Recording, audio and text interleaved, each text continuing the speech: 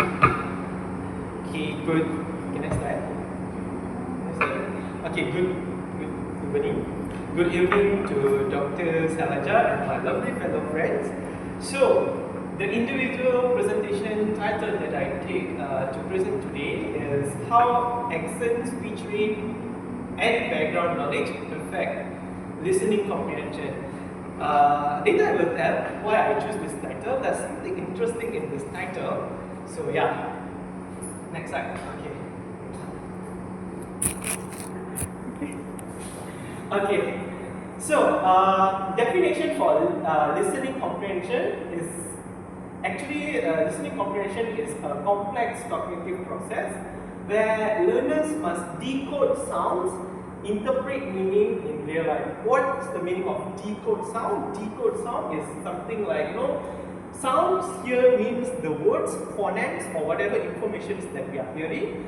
Decode means to translate the sound to our mind, to us to understand and to reply back. So that's what we call as decode sound. Interpret meaning, of course, like interpret the meaning that like speaker tells, listener understand. So harder than reading because listener cannot pause and rewind. So this is the main disadvantage of listening comprehension, where if you cannot understand this one thing, right, you cannot go back and read back the thing and so on. No.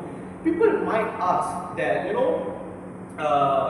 audio, like for Muet listening audio, have audio also. If let's say we couldn't like listen it properly, we can rewind and it's actually here the listening comprehension is not about like one time listening or listening to an audio or something like that. It's listening like every day, daily conversation, daily communication with someone.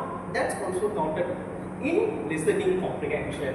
So it's become harder than reading because they cannot like, every time when people talk, right, they cannot go and like, can you pause a bit, can you like rewind, can you tell again? No, cannot. It will make the other people like irritate a lot. So three major factors that I found when I'm doing this article research is, which influence this listening comprehension is accent, speech rate, and background knowledge. So next. Okay, why listening is challenging? Okay.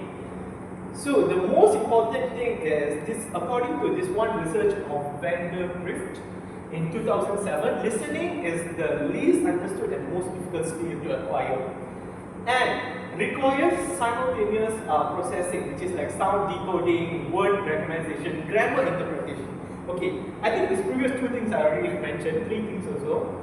I mean like two, this and this, and then word recognition. Word recognition is something like, later we will see in the accent part how this word recognition is like playing the role. Grammar interpretation is something like, for example, the cat chased the mouse. Means that thing already happened in the past. So when one telling to the listener, when the speaker telling to the listener, if the listener couldn't understand it properly, he might be chasing around, searching around. There will be like, where the cat is chasing. Actually, it's like in the past tense.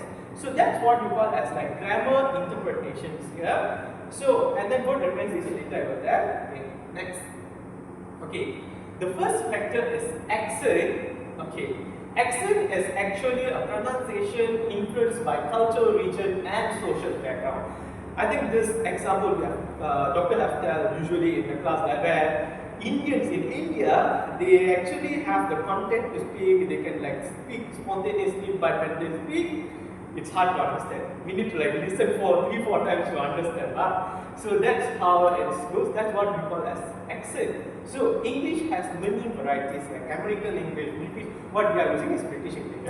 British English, Australian, Indian, Singaporean English. So let's see a video first. TikTok video.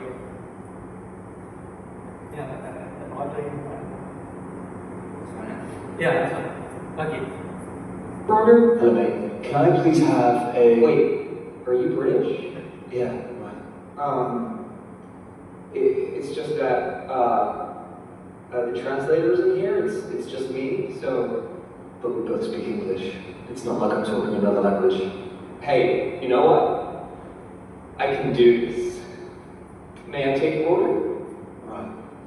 So, can I please have a tomato sandwich with aubergine, courgette, and a packet of crisps and a bottle of water? Cheers, mate. Oh, and a cookie pudding. Okay. Get out. Okay. So, okay, this is what I tell as, like accent. So, usually these British people, they used to silent this T globalization. So all the T, they were like moving it like silent T. So that's what happened just now in the video. So this kind of unfamiliar accents make difficulties in recognizing the words, even though the words that we are listening is the word that we have been listening for some time, we have been using this, but still we face difficulties because it's because of the accent. So okay, like for example, like water, usually like British people take water. So that's how it goes. So this is what I call as accent. Okay, impact of comprehension. So learners train, actually this difficulties in learning accent is happening because we have been trained in using only one accent throughout our life, And when we hear another accent means we feel like we face a struggle to understand. So some unfamiliar vowels like sounds, set patterns, mixes like confusing to us to understand the thing. So like another video, TikTok video, that Yorkshire dialect. I think this one. This one is the Yorkshire dialect. Yeah. There's an ice cream man there. Girls, what's just happened? So, there's an ice cream man there. Silly, just two ice creams with two Pringles in it. Yeah. For £49 each of them. Now this is a British accent called Yorkshire. So let's learn it. The I sound. I will become ah. Ice cream becomes ice cream. Nice becomes nice. Nine becomes nine. The O sound. The O sound becomes O. Nowhere becomes nowhere. No becomes no. Go becomes go. Total. Okay. That's actually a long video. So this is what I call as the vowels, the stress and intonations. So with the unfamiliar vowel sounds and the stress patterns makes it confusing to understand the dialects, the accents. So exposure key. So exposure is the main key for here to understand the accents. The more familiar an accent, the more easier it is to process. So it's easier for our brain to process the accent and understand and reply back. So socio-linguistic factors, some learners believe that only standard accents are correct and affects the confidence. No, actually every language, even in Malaysia, in Kelantan we are speaking like Kelantan is Malay, and even in Sarawak they speak Sarawakian Malay, right? Yeah. So and different part of Malaysia we speak like different language. Just because of Malay is the standard Malay, that doesn't mean that's the only correct one. So it's actually everything is correct. So we need to try to adapt more towards that accents towards to make us more understand. Next. So what are the implications that the teachers can take to make students familiar with the accents? One, provide exposure to multiple global English varieties. So when, let's say in class teachers are showing videos to the children, for the pupils and so on, they can show different accents of English. They can put the video regarding that. So prepare learners for real world communication. If that's the standard accent means, we shouldn't change the student with the only standard accents, We should get them exposed, and then how when we go to a first language country, second language country or foreign language country, how they speak, all those stuffs we need to teach them. Okay, here it's not actually we need to change our accent. As all of us know, when we go to the school, the English proficiency level of our students is not that high compared to the first language countries and other countries, I mean English speaking countries. So over here, when we go speak in a British language to them, means they're gonna like stare to the death towards us, you know. So like what we're gonna do here, we don't need to change the accent, but we need to like improve. We need to like make them improve the ability to understand the accent or listening flexibility among them. So that's what the first point is. The second point. Okay. So the second one is speech rate. What is the meaning of the speech rate is how fast and slow someone speaks. So when we talk fast, the clarity reduced over there, linking of the words and the sound dropped. So how? Okay. For example, I want to go to the store, but usually what we say, I want to go to the store.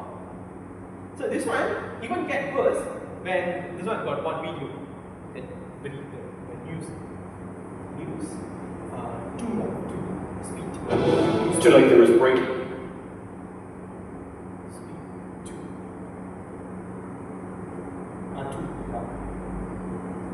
to News with ECU's just learned about the second strike at an election.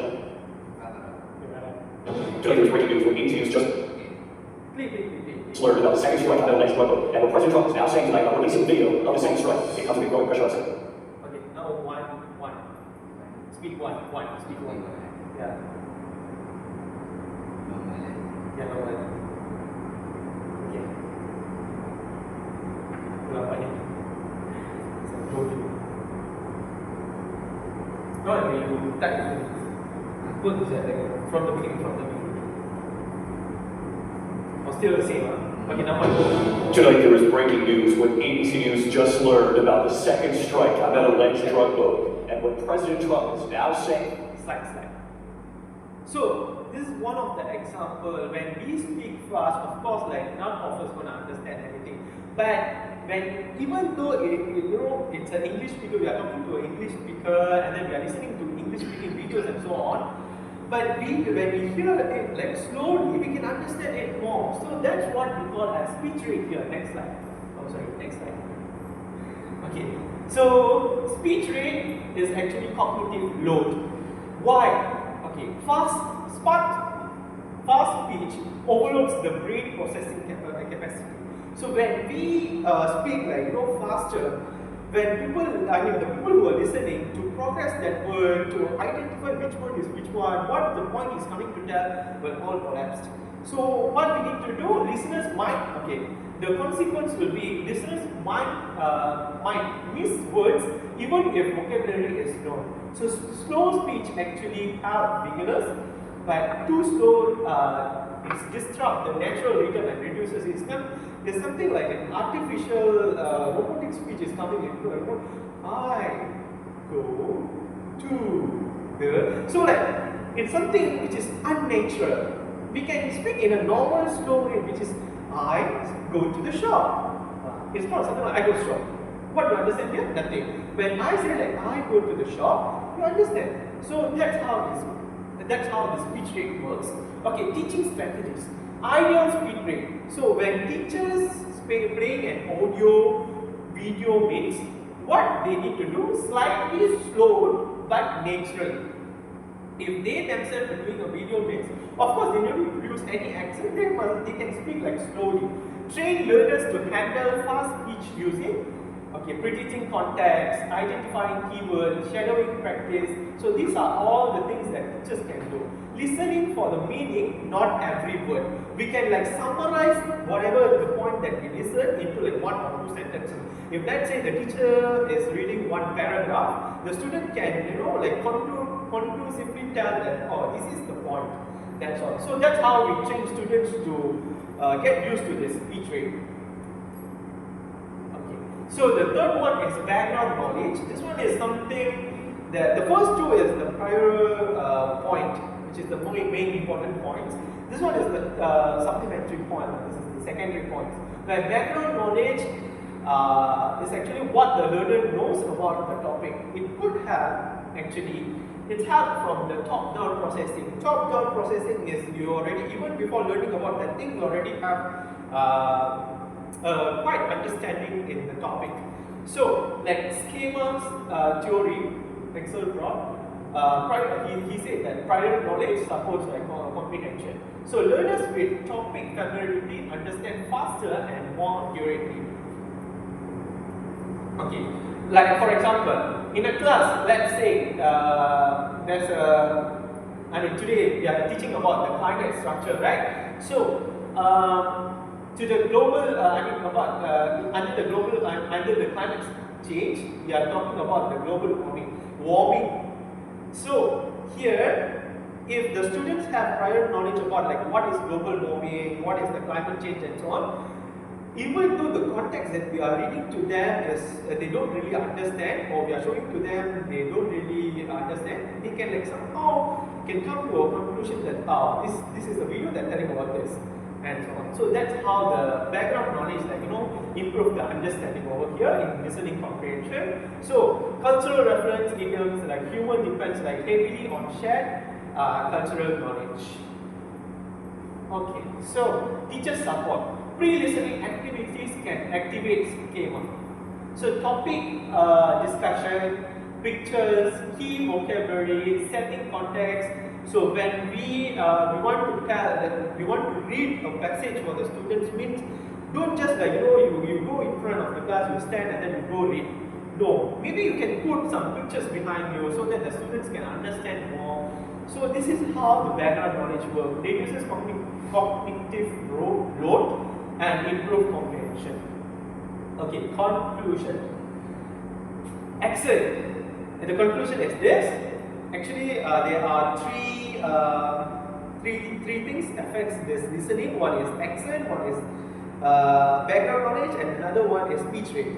So, teachers must provide exposure to diverse accent, balanced speech rate, pre-listening activities, or combine all these strategies actually can help the students to improve their listening comprehension.